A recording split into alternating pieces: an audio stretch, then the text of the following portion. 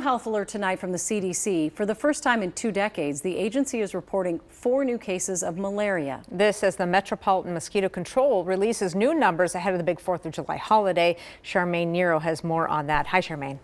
Rena, malaria can be a potentially serious and life-threatening disease with symptoms that range from mild to severe. And there's concern about a potential rise in cases this summer.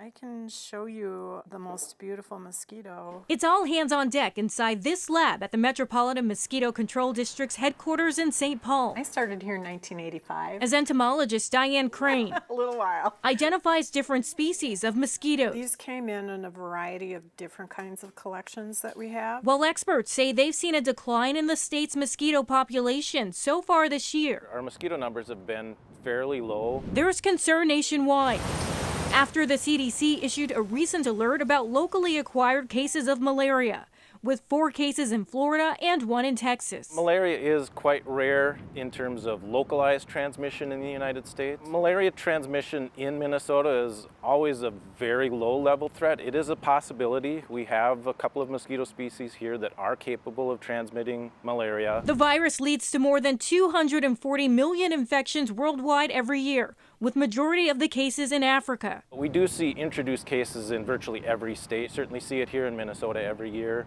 and that's due to individuals traveling to countries where malaria is endemic. Anopheles quadrumaculatus. That's the species that carries malaria, potentially. That's the vector. Yep. While experts here say the chance of contracting malaria in places outside of the affected area is low. I always reassure people that, even though we may have the vector here, we don't necessarily have the parasite that they're vectoring. So people don't need to be concerned that they'll get malaria. They're keeping an eye out for other viruses that could pose a risk. There are local mosquito-borne viruses that we deal with here in Minnesota every year, and West Nile is the most common of those. This is always something that's a concern.